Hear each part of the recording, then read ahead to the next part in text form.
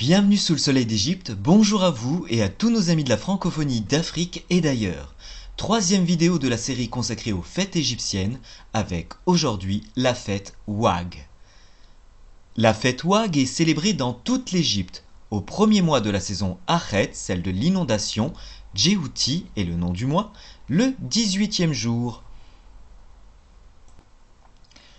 Le nom de cette fête s'écrit avec les phonogrammes suivants: le bilitaire du lasso OUA, l'unilitaire du vautour A est utilisé ici comme complément phonétique de OUA, puis nous avons l'unilitaire du support de jarre GE, et le mot se termine par le déterminatif du vase en calcite, HEB, déterminatif des fêtes. Voilà pour le nom de la fête Ouag. Continuons. La fête Ouag, c'est comme la Toussaint, c'est la fête des morts. Les Égyptiens aimaient tellement la vie ici-bas qu'ils concevaient la vie des défunts dans l'au-delà comme un reflet de la vie terrestre. Le service des offrandes tient une place essentielle dans le culte rendu aux défunts.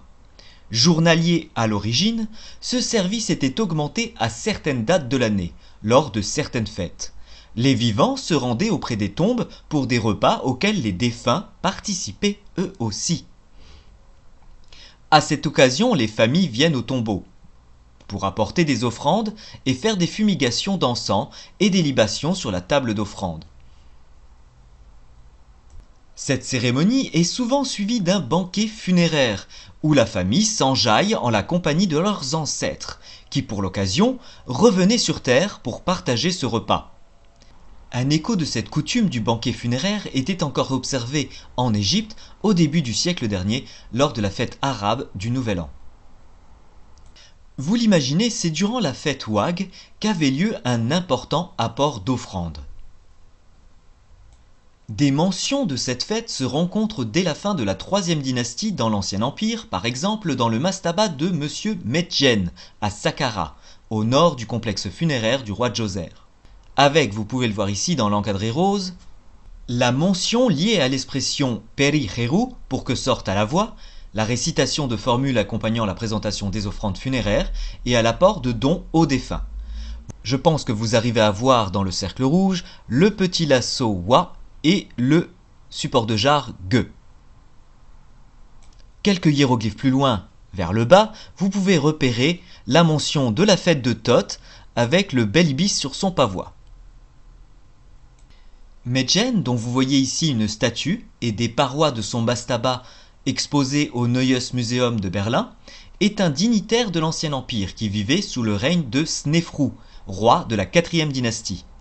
Il est le fils d'un simple scribe et juge de Nome, nommé Anubis-Em-Enr, et d'une dame qui était appelée Neb Senet. Mais revenons à la fête Ouag.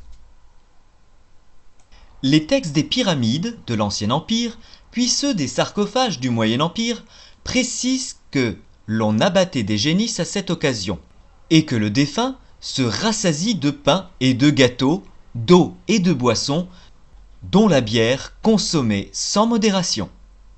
Ce sont des décrets gravés à Assiout dans la tombe de Hapi-Djefa, dont vous voyez la statue en bois conservée au Louvre.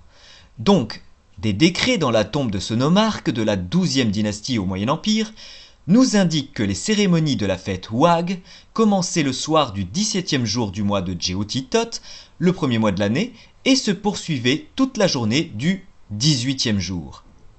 Des offrandes de pain et de bière étaient déposées aux différentes statues du mort se trouvant dans les temples pour les plus influents du royaume, et les statues se situant dans les tombes.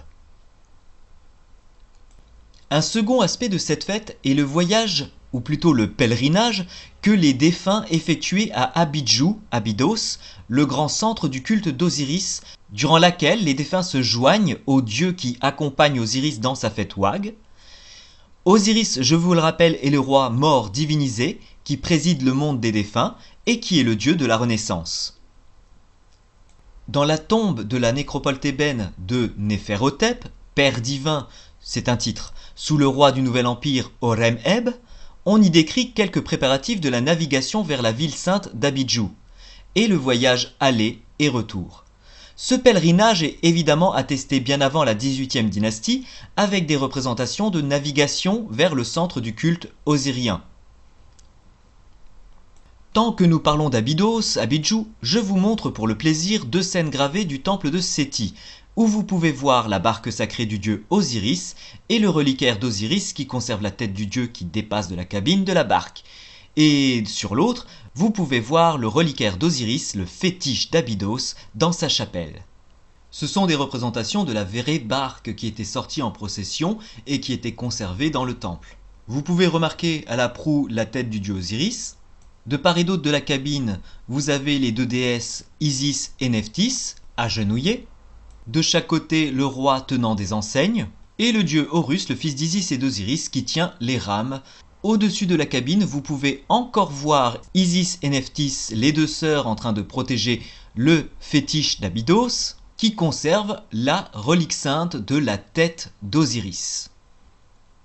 Vous le voyez ici, le fétiche d'Abydos est composé d'un pilier, surmonté d'une châsse qui conserve la tête, châsse constituée d'une corbeille de roseaux, surmontée d'une couronne faite de 2 hautes plumes d'autruche légèrement recourbées. Le pilier du fétiche est maintenu par 2 représentations du roi, et l'on retrouve agenouillées les 2 sœurs Isis et Nephthys, accompagnées d'autres divinités. Nous avons aussi 2 enseignes avec des béliers qui sont à mettre en relation avec 2 formes du dieu Khnum. Sur la gauche, vous pouvez voir aussi plusieurs enseignes de villes ou de nomes, avec pour symbole des canidés, des faucons ou un ibis. Que ce soit la représentation de la barque ou celle du fétiche que vous voyez ici, les 2 sont placés dans une chapelle, dont les portes sont ouvertes tout à gauche, et au-devant desquelles vous avez une représentation du roi en train de faire un encensement.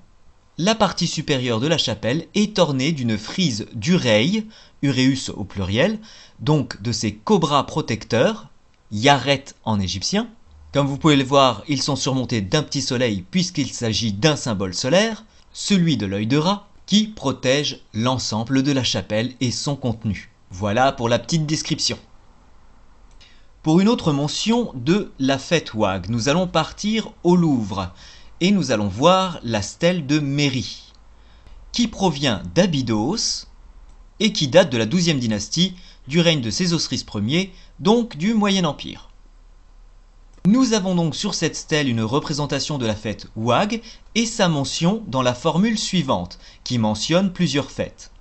Je cite « Puisse-t-il regorger d'offrandes, de provisions et des offrandes de type Rametret, destinées à Osiris pendant la fête Ouag, la fête de Thoth, la fête du brasier, la fête du début de l'année, les grandes fêtes. » En version originale, Bah F, Hetepu, Jefaou, Hiametret, En Uzir, Em Ouag, Jeutit, Rekeh, Tep, Renepet, Hebu. De même, si nous reprenons notre exemple des vidéos précédentes, la stèle de Héni, nous pouvons voir inscrit le nom de la fête Ouag. Je cite le passage qui nous intéresse.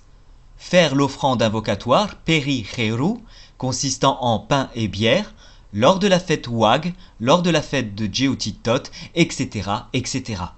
Je pense que vous devinez facilement les hiéroglyphes composant le nom de la fête Ouag dans l'encadré rouge. Voilà la vidéo terminée et j'espère que cette petite vidéo vous a plu. Commentez, abonnez-vous, on n'oublie pas le Djebairtiou, le pouce bleu, ça me fait toujours plaisir. Si vous voulez me soutenir sur Tipeee, le lien est dans la description. Activez la cloche pour être averti des nouvelles vidéos. On se retrouve bientôt pour la suite. D'ici là, portez-vous bien et faites un jour heureux. Irek Eru Nefer. Otep.